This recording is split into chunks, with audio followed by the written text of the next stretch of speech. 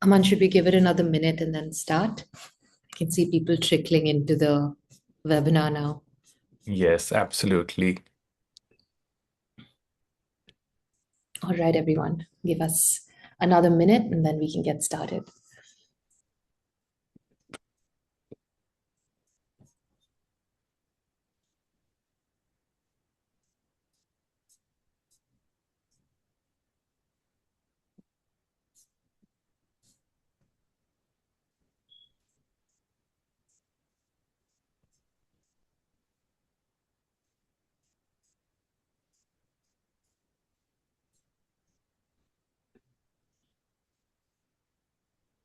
Okay, I think we are on the mark now, but I do understand that people will trickle in over the next couple of minutes.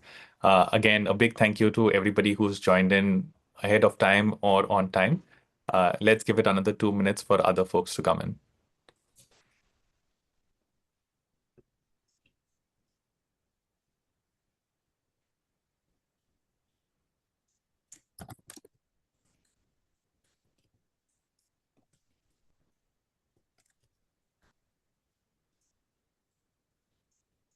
And Khyaati, while folks are joining in, I don't want to put you on the spot. I know you've been hard at work behind the scenes working on this. How excited are you to share the insights from this report? I'm really excited. We started this last year, and the reception we got for the webinar last year was so good.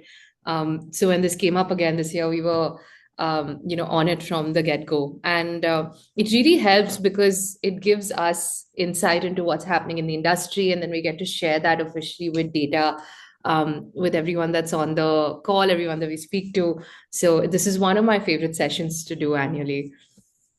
Lovely. And when I speak to customers, I always tell them that yes, we are a learning company, but we are also a data company, right? We have Yeah. these tens and millions of data points that come into our system daily from the work we do around the globe. And we are excited to bring those insights to our customers and to share what's happening in the world of L&D, how AI is now reshaping the landscape. Absolutely. And I think that was front and center in the report as well. So I'm excited to share that. But I think, yeah, we can get started. We have a sizable audience on the call with us now. So over to you, Aman. Great, thank you. Again, a warm welcome to everybody who's joined in. I can see people, from the Americas, Europe, Middle East, Asia Pacific, all regions. So, depending on what time zone you're in, good morning, good afternoon, good evening to all of you. Welcome to the session on the L&D Predictions 2026 from KNOLSKAPE. Like Khyaati was saying, we did this last year as well, received an amazing response. This year, we've gone even bigger. We have more data points. We have interviewed more people. So really excited to bring some of these insights to the audience today. Uh, the name is a little bit of a getaway. So, if you notice, you'll talk a lot about how we are moving from experimentation to accountability. And this is particularly true for organizations and L&D leaders, right? Uh, Last year was probably a phase where people were experimenting a lot. Now the outcome, it's shifting to more of accountability and outcomes. And how do we bridge that critical gap? So with that, let's get started. Before that, a quick tech check. If you can hear my voice clearly, please give me a thumbs up in the chat.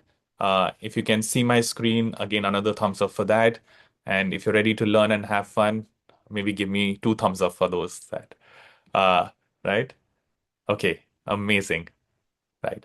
The other request I have is, while we'll be presenting a lot of insights today, I think there's a lot of collective wisdom in the room itself. We'd love to also hear from you. Are you seeing the exact same things? Are you seeing a different view?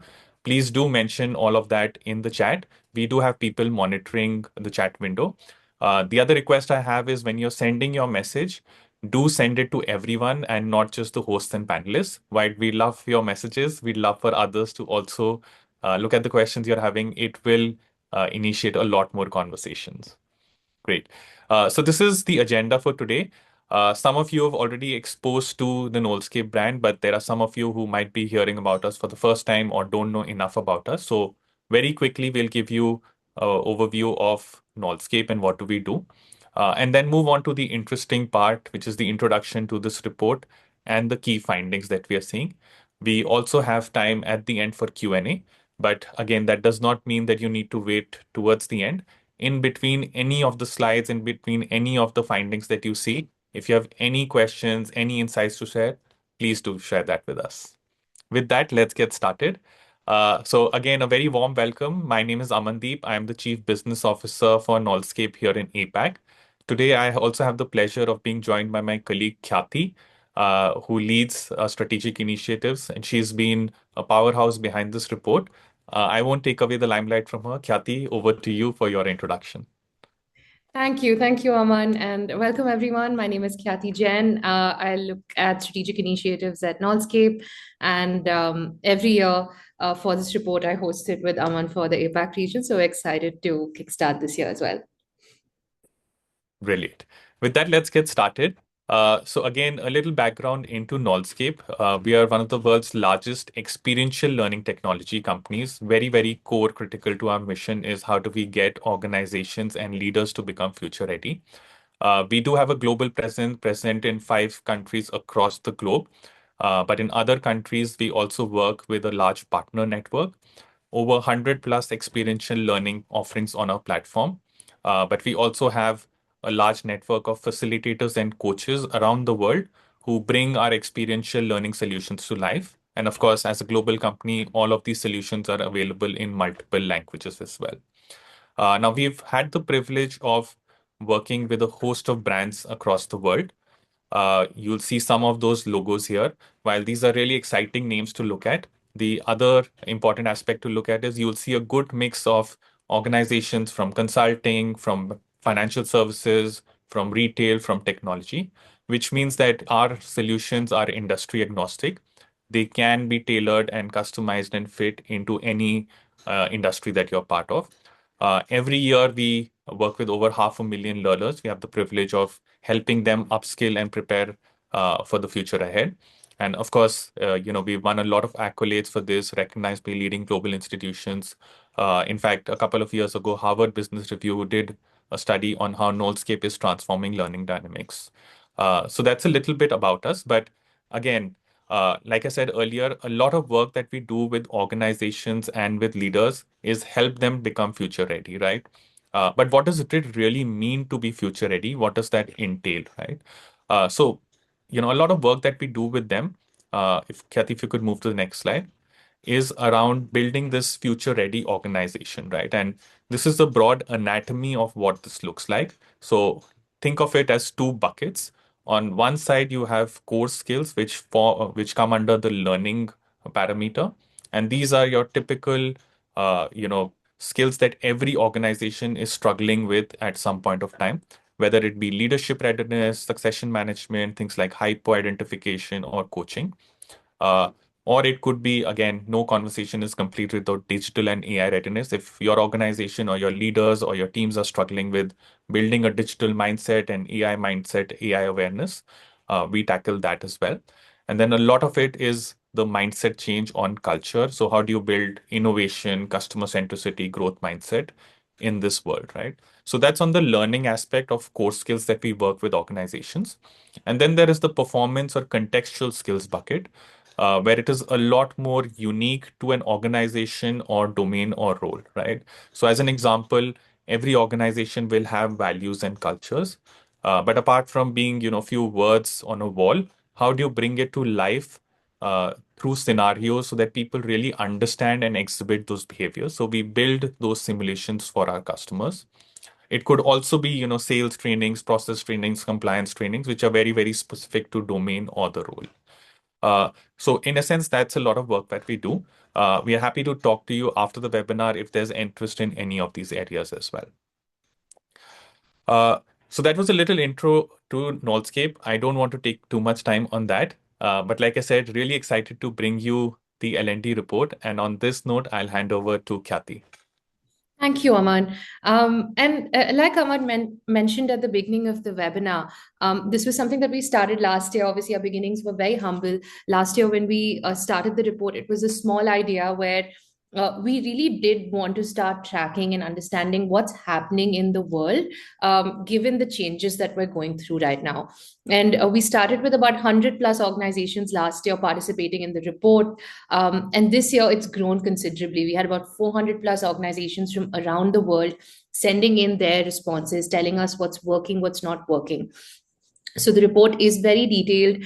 We will be giving you a QR code to kind of download this as well and take this back with you at the end of the webinar, so you can read this at your leisure. But today what we're doing in the webinar is also just sharing a few highlights that really came out for us in the report, and things that we think will help you move forward in a way that's more effective in your organization. So let's get started. At KNOLSKAPE, we're quizzers at heart. We love engaging our audience and our learners. So we'll start with a very quick poll. We want to understand from you, before we get started, what your strategic priorities are as L&D this year, right? As you're moving from this experimentation or learning to execution journey, what's working, what's not working. So you look at the different options here. You have AI pilots. Obviously, this is an area of focus that a lot of organizations are working towards. Maybe you have a few different priorities that you're working towards. Maybe just executing your current business is something that is important for your senior leaders. Or there are certain things that your organization doesn't have clarity on, and they're saying, okay, we'll try a few different things and then we'll see where we want to focus on in the second half of the year. So we'd love to hear from you. We have about 47% responses, so we'll give it 20 more seconds.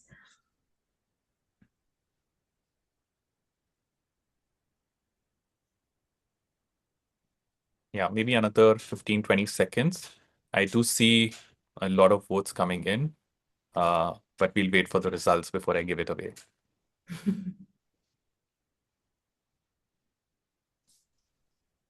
All right, everyone, 5 more seconds.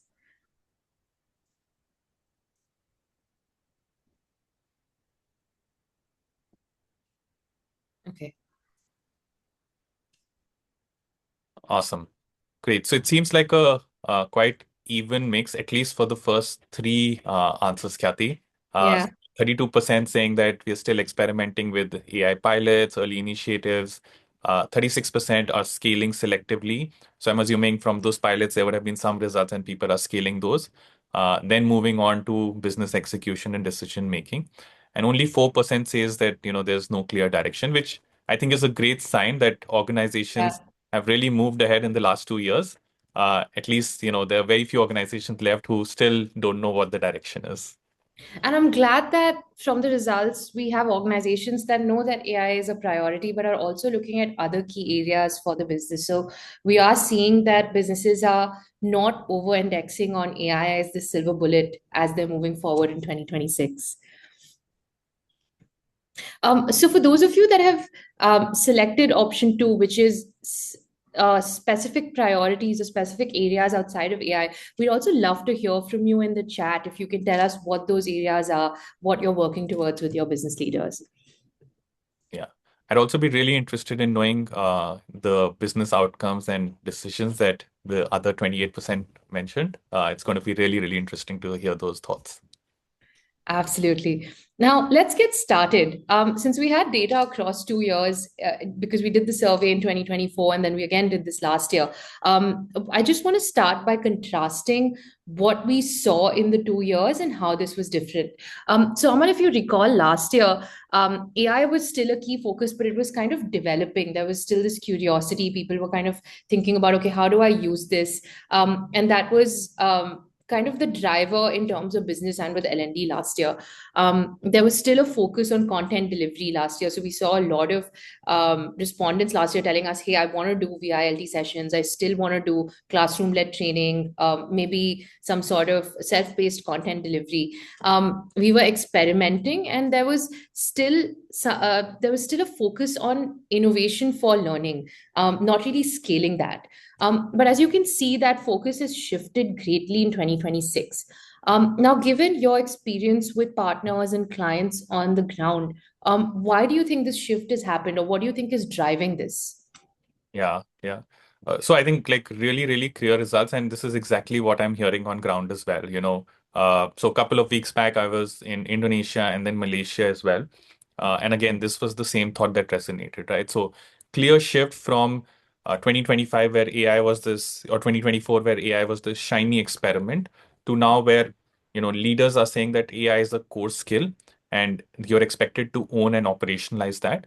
But I think the conversation has clearly moved from saying that can we try AI to more of, point number three is how do we build that enterprise muscle and also build it at scale, right? Not just in small pilots, right? So experimentation is great, but what I'm hearing is that a lot of organizations and especially CEOs, CXOs are no longer rewarding that experimentation. You're expected to show real outcomes, right? And that is going to be a challenge for L&D. It's also an exciting time, but again, a good challenge, I would say. And I think it's quite interesting because even though we've started using the tech, we know that pilots are happening. It's not really being deployed at scale.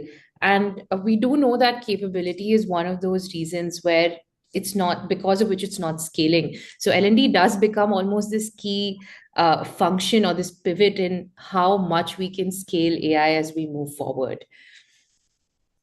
Absolutely. Yeah.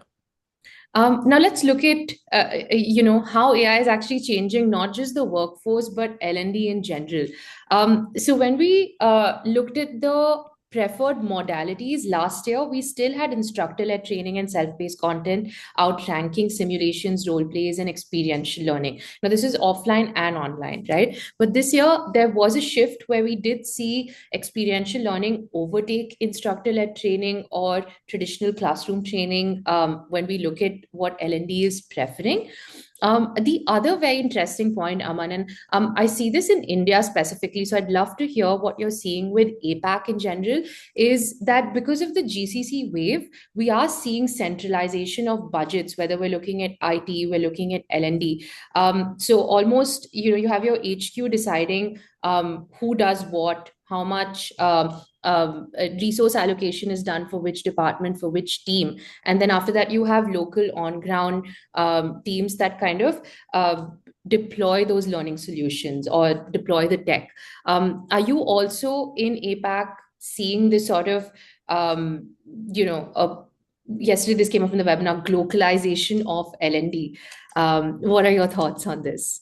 Yeah, absolutely. So a couple of shifts, Khyaati, that I'm seeing is one is, and you can, I would love for you to also go on to maybe LinkedIn and do this search, right? There were a lot of what we would call L&D program managers.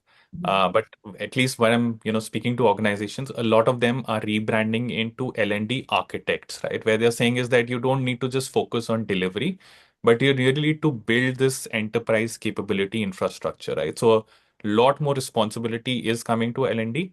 And then on the centralization, right? I think that approach continues where this globalization, where you have budgets coming from center. But I think the big shift that's happening, Khyaati, is that, earlier central teams were relying a lot on local teams because, especially in APAC, you see this, right? Multiple markets, multiple languages, local nuances, which central teams probably will not have the pulse on. But thanks to AI now, the local teams are able to feed that data back to the central teams, and language is no longer a barrier, right? And that leads to better data and decision making at the center. So, which is why I think centralized COE models of governance are increasing in priority across organizations. You will, of course, still continue to rely on the local teams for execution, but now central teams have far more intelligence on what's happening at ground thousands of miles away than they what earlier used to have. Absolutely, I agree with you fully. And I think with APAC, it's almost like a case study because it's so dense and there are so many different market realities in that one area. So how do you really balance, centralization versus localization? It's quite interesting. And the other thing that I've mentioned is with, especially experiential learning that's AI driven, there is a lot of room for contextualization and personalization with just having one solution. So you don't have to build or deploy 10 different products. You can get one, and that really meets that one product will meet the learner where they are. So I do see this reliance or this change in modality shifting from traditional learning to AI-based learning or experiential learning and increasing, I think, post 2026 as well. Yeah, absolutely. I think the big change that's happening is, thanks to this, there is a lot more personalization that can be done at scale now, as opposed to, just maybe targeting for a few audience segments. So that is driving that change as well. Absolutely. Now, let's move on to what L&D globally identified as strategic priorities for 2026. And we'll bring up the 3 points. These are no-brainers.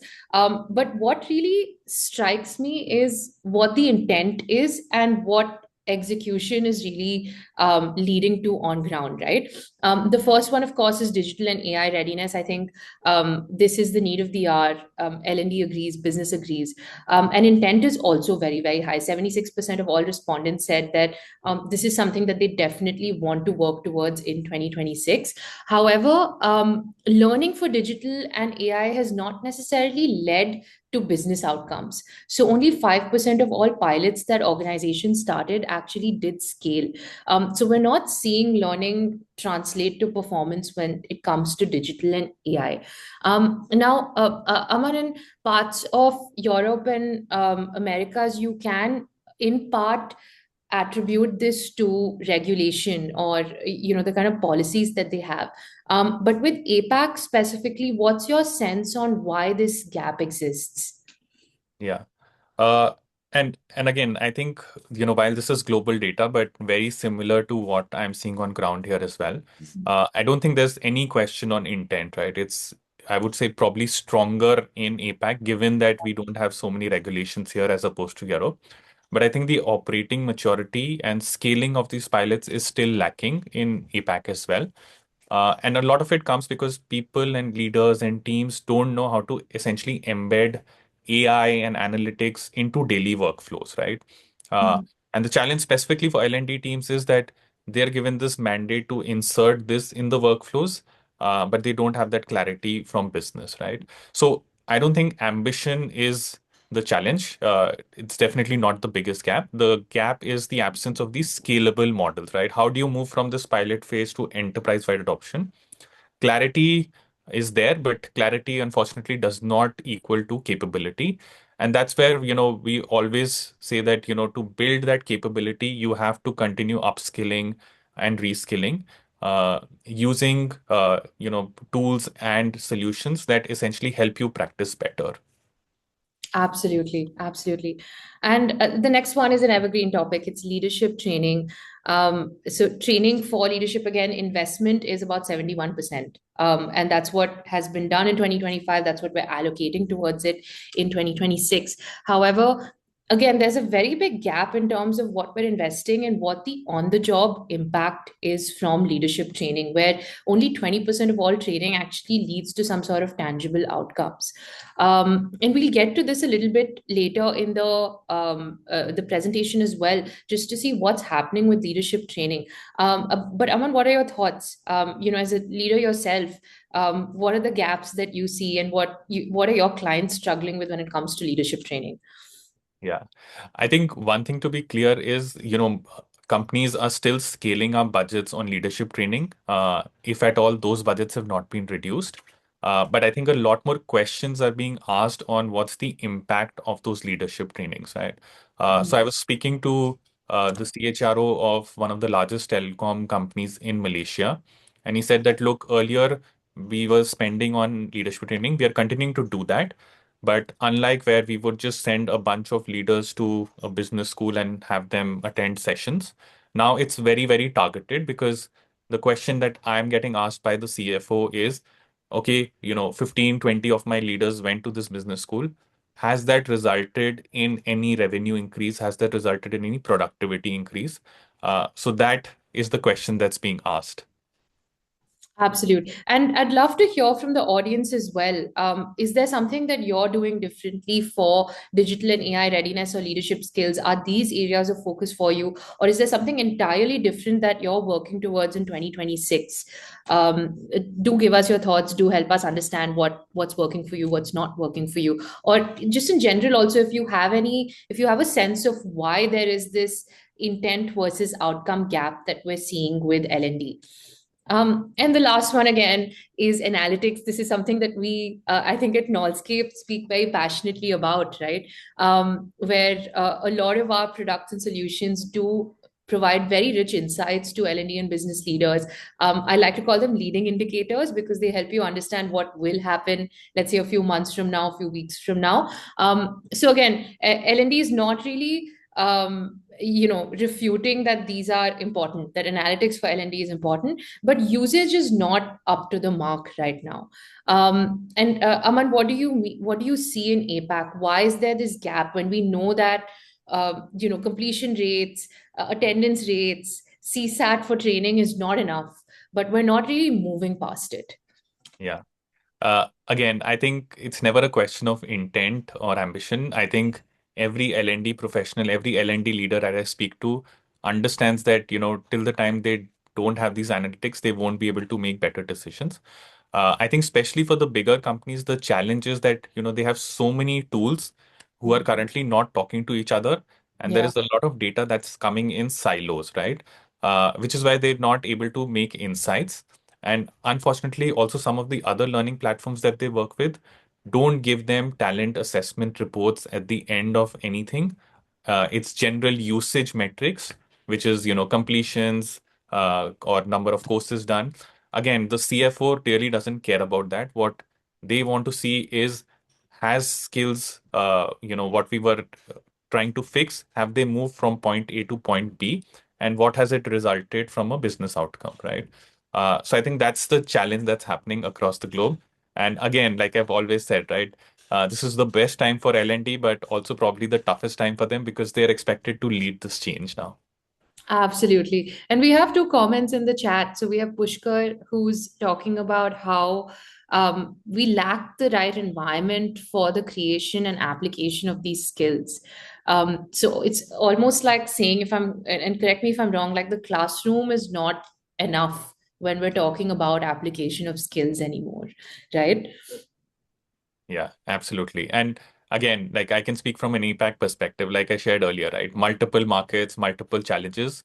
You cannot optimize for everything in a classroom, which is why you need to have people role play through multiple scenarios so that when they're faced with a similar problem in the real world, they know what to do next and how to tackle that scenario. Absolutely. And we have Vivek also saying that top management is now asking for outcome-based learning, especially with leadership and AI.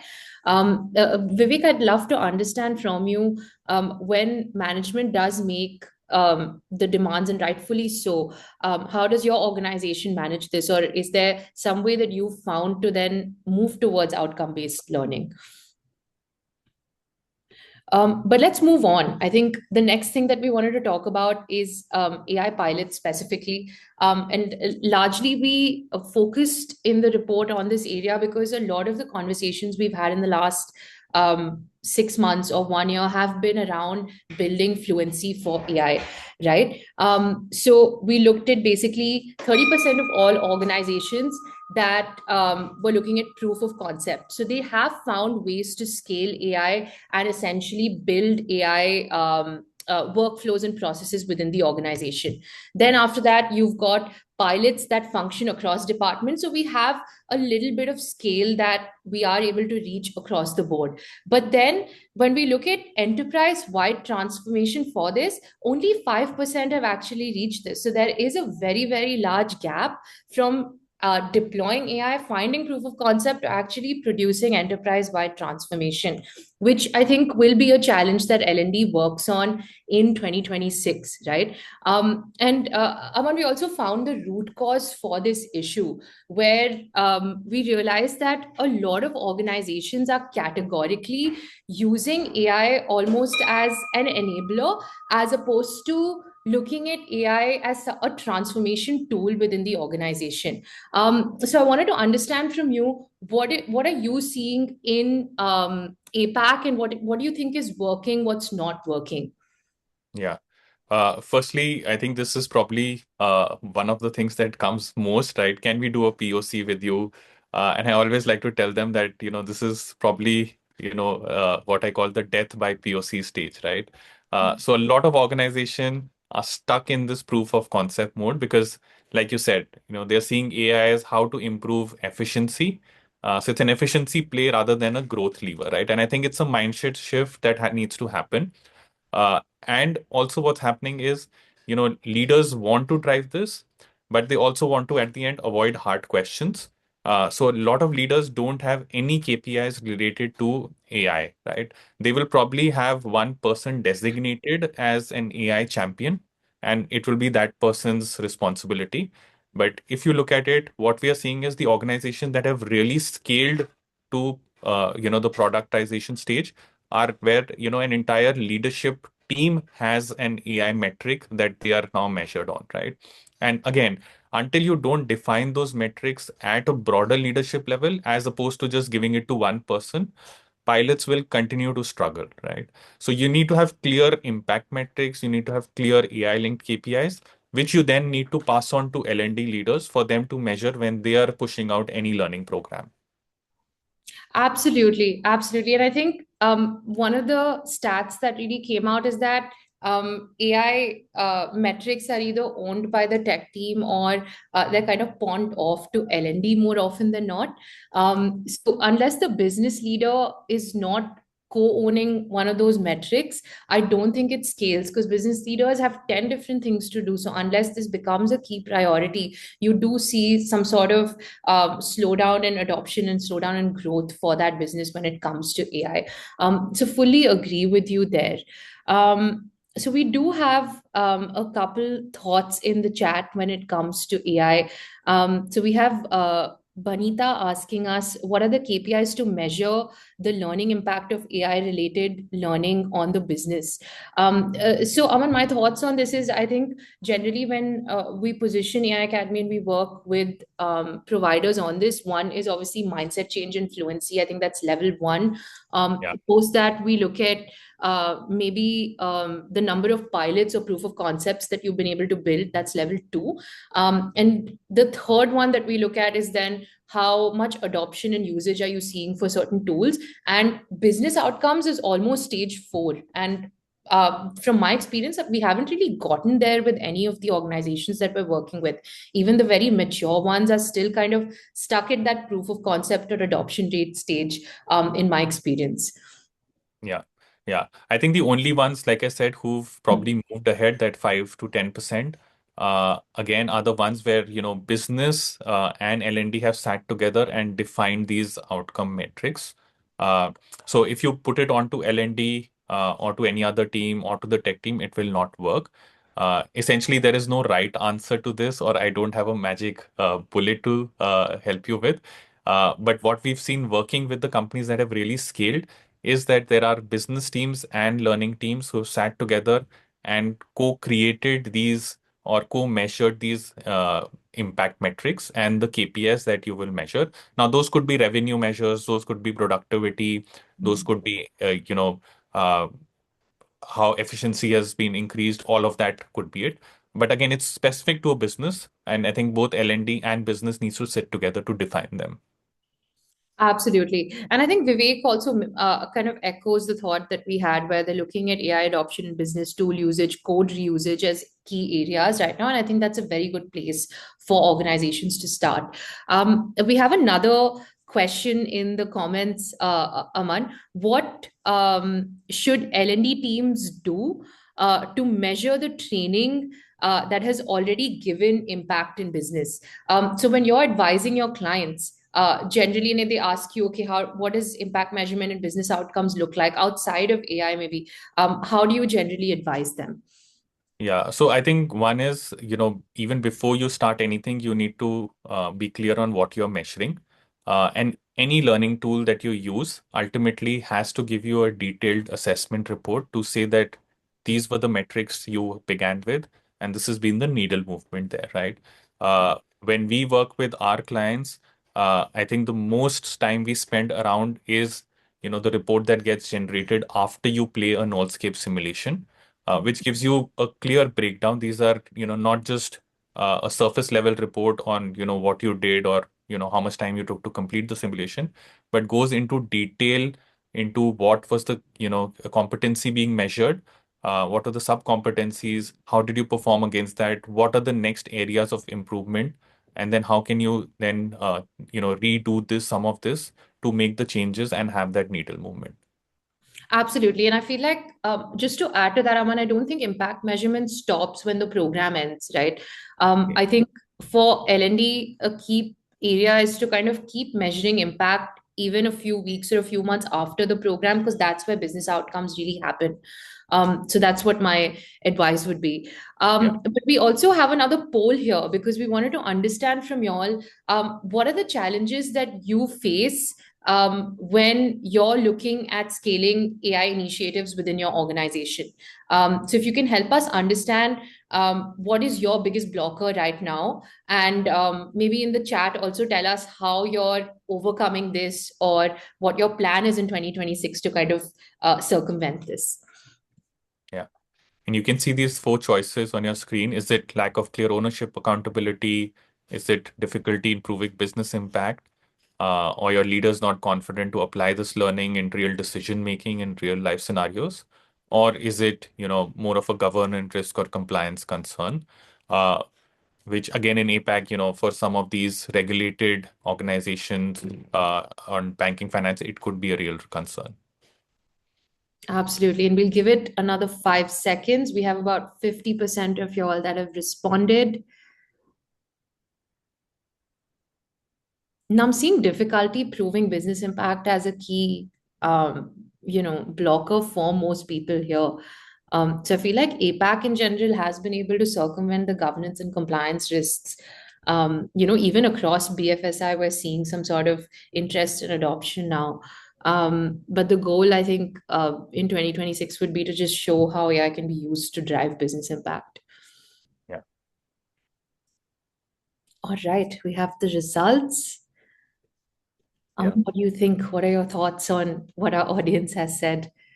Absolutely not surprising, Khyaati. And I think this has been the theme, right? Even the past few slides touched Yeah. on this. I think business impact is the key concern, right? So I'd like to share a quick example. We are working, and this is again a regulated market or industry, right? We are working with this bank in Indonesia where essentially you have 20,000 credit loan officers, right? Now they are receiving hundreds of calls dailies, or they're reaching out to clients where they need to assess what is essentially, can I give a loan to this customer or not? How risky is that loan to my bank, and how do you judge that risk assessment, right? Traditionally, this has been done through, regular classroom trainings, a paper form. But imagine doing this for 20,000 people, it would take 2 years, right? Now, thanks to, our AI-based role plays, we're able to build different customer scenarios for them where, it's either an angry customer, an irate customer, a customer who is not being fully honest. And these people, these loan officers are now role playing with that customers in real time, or their AI avatars to determine whether, the bank can give them a loan. And we are assessing them on a clear, a 5C framework that the bank has given us to say what should be measured, right? Now, we've done this, and what we used to take earlier 2 years is now taking literally 2 months, right? And what essentially the business impact they are measuring is how quickly is the team able to disperse loans, and what is the time to recollect that loan payment back. Those are clear business impact, and we saw at least a 6% improvement in percentage points on those. That's crazy. And like from going from 2 years to 2 months is immense, I think. That's amazing. That should be a case study. All right, so let's move on now. Now let's look at the credibility gap. Now this is again something that we speak about quite extensively, where how much do you see L&D contribute towards discussions at the board level in terms of how they can be an enabler for business, right? And every time we speak to L&D leaders, we tell them, hey, you have to use business metric outcomes in order to quantify impact. We've seen it work. We know that it needs to happen. And in the report as well, 74% of all respondents said that they want to use this. So we know that a large majority of the audience that we're working with or that we interface with understand the importance of this. But the biggest obstacle, and this is quite interesting, is that they are not actually using business performance metrics to measure impact, because 58% of them are not really building this into the program design when the program is being designed, right? So we went a little bit further and we asked them, hey, why is this happening? And they said that learning is not embedded into business OKRs at any level. So we do see that this is also a process problem. And Aman, you'd mentioned earlier that you're moving from learning journeys to almost learning architecture within organizations. So I wanted to understand from you in APAC, why do you see this challenge with L&D not getting a seat at the table, or L&D being told, hey, you're a support function and this is what you have to do? What's your sense? Yeah. And I think it's a classic question that's been asked over the years. It's just that now, probably with AI coming in, the pressure is more on L&D to deliver that result, right? And what's happening is, unfortunately, more than half of the L&D leaders, when they go into a CX or a board level meeting, they're bringing some of these, again, completion metrics or activity metrics, which, again, from the next meeting onwards, they don't get that face time because, other board members don't really care about it, right? So what everybody is saying that you have to move from this uh, sort of learning acumen to a commercial acumen, right? And L&D teams are now becoming these commercial L&D teams where they are saying that, define exactly what has moved. So, for example, again, you spoke to another telecom player where we are working with them for one of their enterprise L&D teams. Again, a classic shift where, that team was measuring, again, how many people did a course. But now what business wants to measure and what they are now moving towards measuring is, I have this large enterprise sales team. Uh, if I run a program with them, how did revenue increase for a particular product line? What has been, if I'm onboarding a new sales rep, has the lead time to onboard come down? So all of these questions are now being asked. And, it's good to see that they're now designing their programs with all of these measurement metrics in mind. Absolutely. I agree with you. And even from the audience, we want to understand from you, how do you kind of manage these questions coming to you? And are you now working towards adding business performance metrics to your learning design for 2026? What's the plan? Do you have any ideas for us as well? Now, the next one, Aman, is quite interesting, right? And this is something that I hadn't necessarily thought about. But we also knew intuitively, where we know that leadership training currently, because we do also do executive education, we know that it's very reflective. So there's a lot of focus on classroom training and then coaching and mentorship for leadership, right? And you see that from the report as well, where 53% and 51% are still looking at very reflective models of training. And this was very concerning, simply because AI is kind of redefining how we view leadership and how we go through struggles in the workplace. Right. And you started your leadership journey pre AI. So you obviously kind of went through that grind of troubleshooting, decision making, problem solving, all on your own, or maybe using a different kind of support system. But that's gone, because now new leaders can kind of go onto Gemini or GPT, ask their problems, and get solutions very easily. So I'm not really building that muscle or that resilience anymore in the way that we used to. The leadership pipeline that we're building, I think we'll have to look at it very differently. But what are your views on what L&D should do right now in order to make sure that 10, 15 years later, we're not looking at a set of leaders that are kind of like, oh, I don't know what to do now because GPT doesn't have an answer for me. Yeah. So I would say two things there, Khyaati. Yeah. And this is the advice I give to, any leader that I speak to is, keep it simple. You still need to do your leadership training. You still need to do your AI trainings. But Mhm. again, don't focus or don't over-index on what you said, reflective learning, right?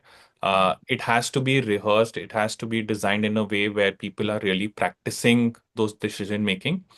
And the other is, again, don't over-index on the AI skills. Those are important, right? But what you need to over-index now, even more possibly, is on key human skills like critical thinking, like design thinking, because ultimately, you will use AI better only if these skills are probably more refined, right?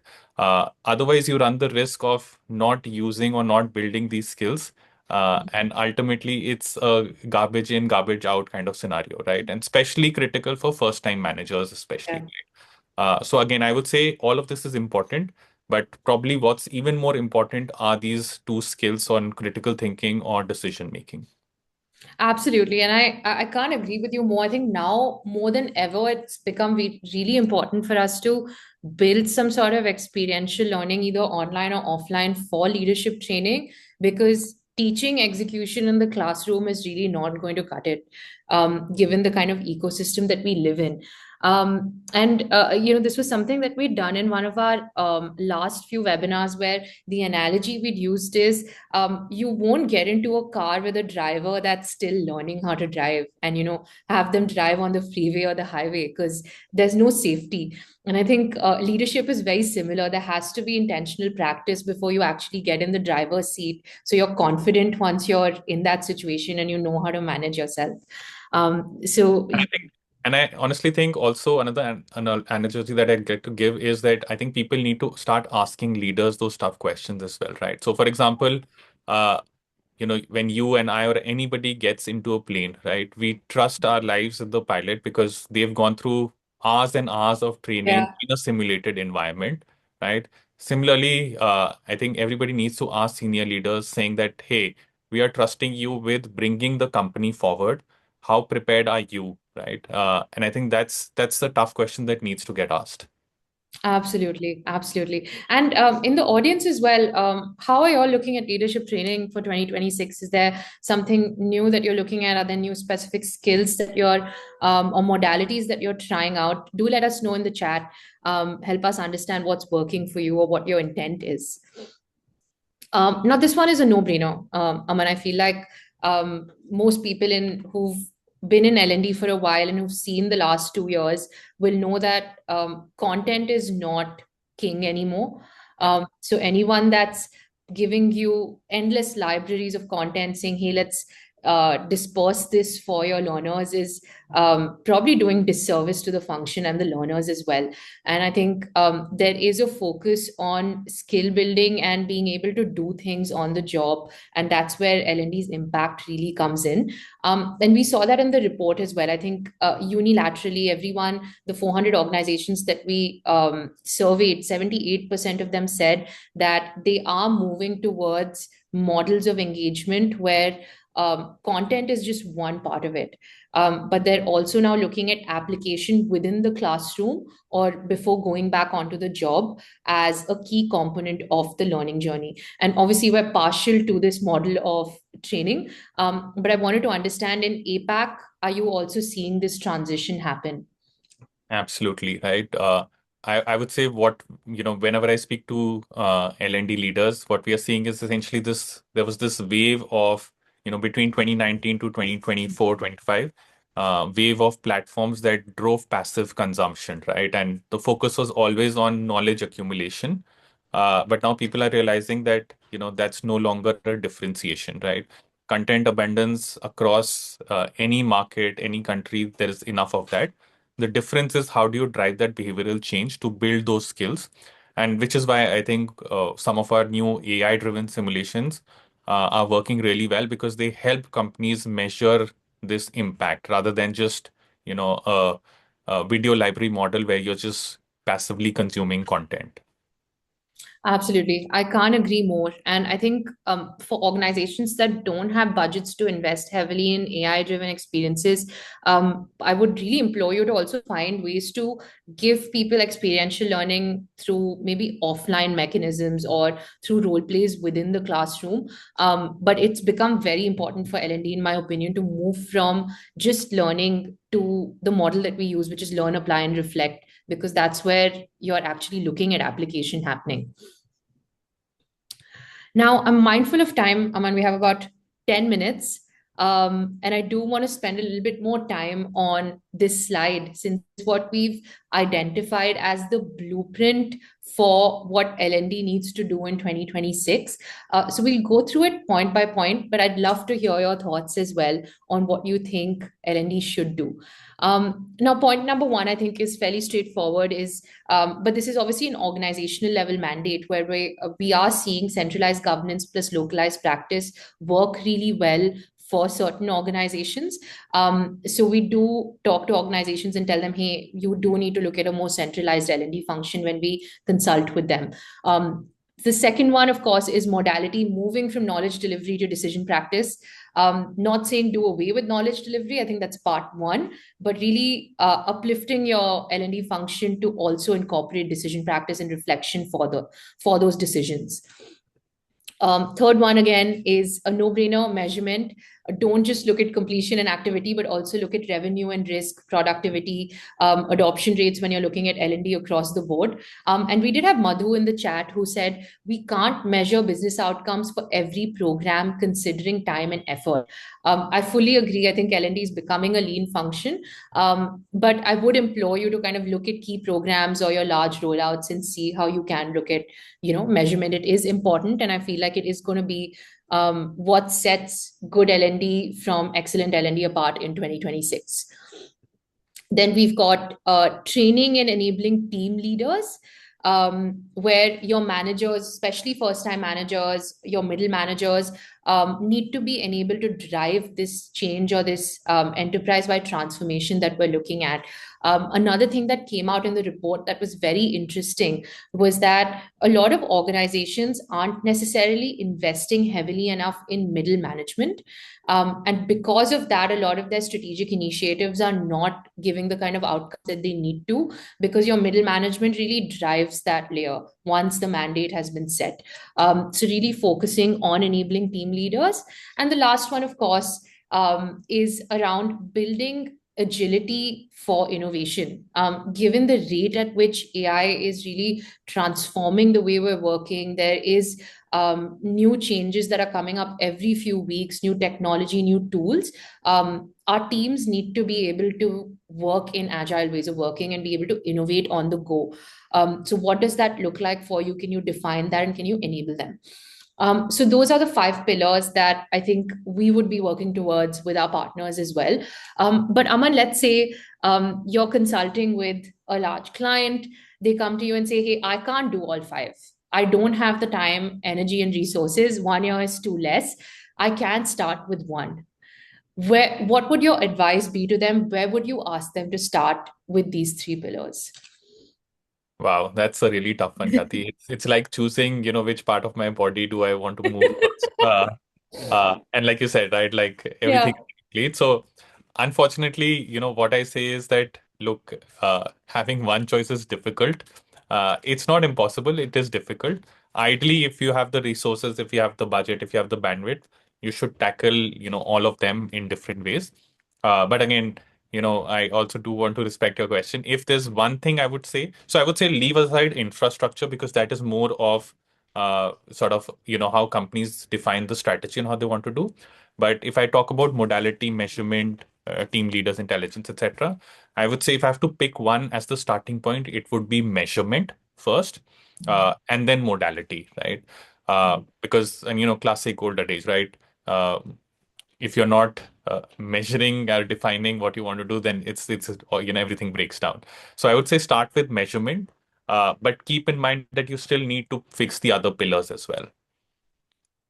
Absolutely. And we have another question, Aman, in the chat. So before we close out, we have I'm sorry, I don't know your name, but it's Department OHCD in the webinar right now. What measurement do we have to use so that the BOD could see the outcome for the impact of the training? So I'm assuming this is business heads looking at impact of training. And now, Aman, how would you essentially work with business heads to quantify training impact? What would your advice be? Yeah. So BOD is essentially, I think, board of directors, and that's what they mean by that. Again, if you look at it at the board level and step, right, what they are really concerned about is, shareholder value, which typically transports to, top line, bottom line, which is revenue, profitability, EBITDA, all of that, right? That's primary, right? Now, if you can figure out a way to measure some of this there, then you've struck gold, right? I'm definitely not saying that that's what you should measure because it is not really easy to do that. And like Madhu said, right, you cannot do this for every single program, right? My advice would be to pick one large program. Uh, we talk about pilots, right? Maybe use this as a pilot, take one large program, but measure the revenue outcome to it. Because once you do that, there will be credibility. People will listen to you. You will get a larger seat at the table. And again, a way to do that measurement is also through intelligence, but you also then need to work on the modality, right? Which brings me to that first point that all of these go hand in hand at some point. So that's would be my suggestion. That's very sound. I think that works. And yeah, just from the audience as well, we'd like to know, are these areas of focus for you in 2026? Is there something else outside of these 5 points that you're working towards?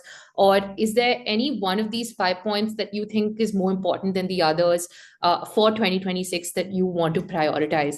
So we'd love to hear from you. But with that, I think we've come to the end of the webinar as well. So if you have any questions, any comments, anything else that you'd like to ask Aman and I, please do right now. And on the right, you'll see that there is a QR code for you to scan, so you can download the report from which we got all these insights. So you can read this, at your pleasure as well. We do have a quick feedback poll for you just to understand what worked, what didn't. And if you have any other topics that you'd like to hear about from us for the next series, do let us know. We do want to come back and share with you all the things that we're hearing in the market and what we're finding. Also, another thing that we did last year that was quite interesting was we took this report to a couple of our key clients and contextualized the learnings and presented it to their leadership team on what they need to do in 2025 in order to make sure L&D is giving them the right kind of impact. And this year, we don't want to limit that to our clients alone. So if you are someone who finds value in data and wants us to speak with your leadership team on what needs to be done in 2026 for you to succeed and build an excellent L&D function, do let us know through the polls, and our team will be in touch with you to get more information on what your challenges are, what your goals are, and personalize a report reading for you as well. Yeah, and I would highly recommend, in case you want our team to do this personalized debrief, we'd be more than happy to do it. Like I said at the beginning, yes, we are a learning company, but we are also a consulting data company. Thanks to some of these insights, we are able to break down this to very, very targeted insights for your industry or your organization. We'd be happy to do a personalized debrief with your leadership team. Just let us know in that poll, and someone from our team will be in touch with you. Absolutely. And we do have a couple comments as we close out. We have Vivek saying that they do have a similar approach to what we had on the last slide at Ericsson. So that's good to see that there are organizations that are really focusing on things that matter for 2026. And Vivek, hopefully we'll meet with you again later this year and you'll be able to tell us what's worked, what's not. And we have Arthoven, and I hope I'm saying your name right, that says that it depends on the training that they're running in terms of the proof of concept and the quality. Essentially, they look at saving revenue and saving money from the training and the new initiatives, or time or productivity. So they do have a different bunch of metrics as well. What I'm getting from this, Aman, is that there's no one size fits all. I think every organization has different goals, and your metrics will then have to kind of meet those or link back to your KRAs or the strategic goals that you have. Yeah, absolutely. Right. And I don't want to burst anyone's bubble, but I think a lot of us are searching for the holy grail where we say that give us one thing that anybody can use. Unfortunately, it doesn't work that way because every business, every industry has its own unique challenges. So like Arthurben is saying, you need to, it depends on what the training is targeting, and then you need to work towards that. Right. Definitely, with our report, we can give you a starting point or a skeleton framework, but then it will have to be adopted depending on what the challenge you're facing. Absolutely. And even from the poll right now, a lot of people in the audience have told us that next they'd like to explore how to measure readiness, what readiness would look like for them, or how to also redesign L&D governance, which I think is obviously a long drawn process, but that's very interesting. But maybe in the next sessions that we do, we can potentially look at covering these two topics and share best case practices on what's worked for us. Great. I know we are almost out of time, Khyaati. I don't know Yes. if there's any other question, but again, I think, a big thank you to our audience today. Thank you for making this an interesting, lively session. We loved your questions. Let's continue the conversation offline. If you've indicated that you'd like to speak to our team, we'll definitely be in touch. But again, thank you for spending an hour of your valuable time with us. I hope this session was interesting. And I really hope 2026 is the year of accountability for all of us. Uh, and once again, Khyaati, thank you for sharing this. I don't know if there are any parting words that you'd like to say to the No, audience. no, thank you so much. I think it was a very interesting session, and we'll be in touch with all of you, and we hope to see you all soon. All right. Thank you, everyone. Have a great day. Thank you, everyone.